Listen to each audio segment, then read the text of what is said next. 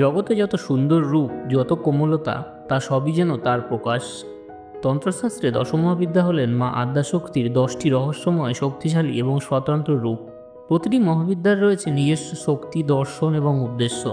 এই দশমহাবিদ্যার মধ্যে দশম ও শেষ রত্ন হলেন দেবী কমলা।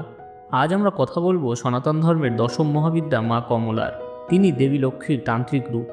সাধারণত আমরা লক্ষ্মী দেবীকে গৃহস্থ জীবনে শান্তি ও সমৃদ্ধির প্রতীক হিসেবে জানি, কিন্তু তান্ত্রিক পথের শেষ প্রান্তে তিনি হয়ে উঠছেন এক অতিপ্রাকৃত শক্তি, মা কমলা। তিনি মা লক্ষ্মীর আরাধ্য রূপ, সিদ্ধিদাত্রী, শ্রী এবং সৌভাগ্যের দেবী। তাই ভিডিওটি শেষ পর্যন্ত দেখবেন, আর চ্যানেলে নতুন হলে সাবস্ক্রাইব করতে ভুলবেন না।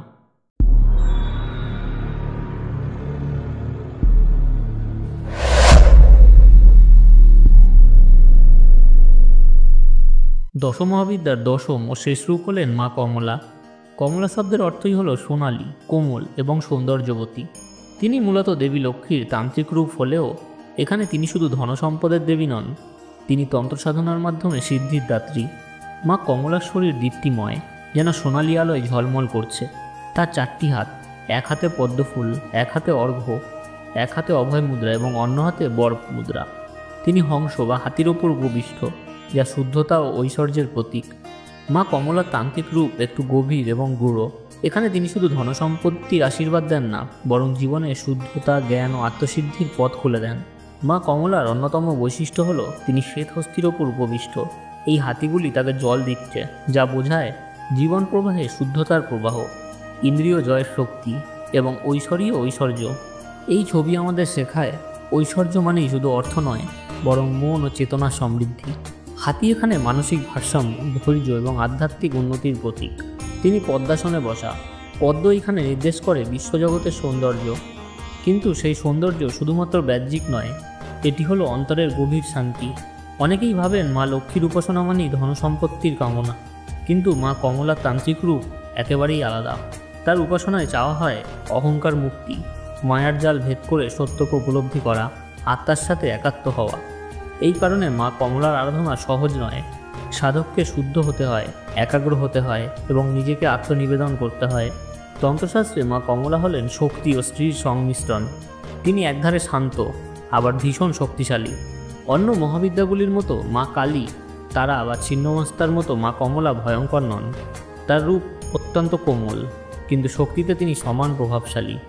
তিনি যেন প্রমাণ করেন নারীত্বের শক্তি শুধু কঠোরতায় নয়, কোমলতাতেও বিরাজমান। তার চোখে নেই রাগ, আছে প্রেম। তার আশীর্বাদে নেই হঠকারিতা, আছে ধৈর্য।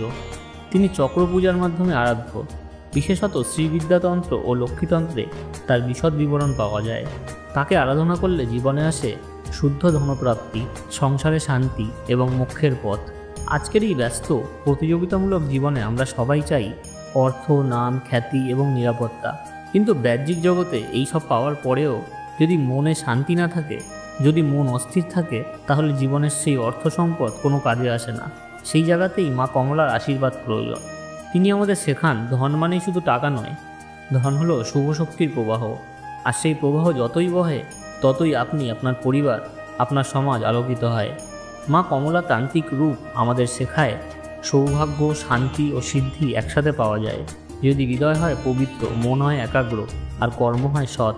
তার উপাসনায় নেই ভয়, নেই হিংসা, আছে শুধু কোমলতা, শুদ্ধতা আর সৌন্দর্যের জ্যোতি।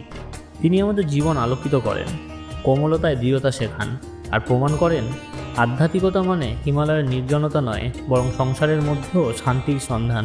তার কৃপায় মানুষ শুধু ধনী নয়, হয় ধনবান, সচ্চরিত্র এবং অন্তর্জ্ঞানী। এই ছিল মা কমলার অলৌকিক কাহিনী। যদি এই ভিডিওটি ভালো লেগে থাকে তাহলে লাইক করুন, আপনার অনুভূতি জানাতে কমেন্ট করুন।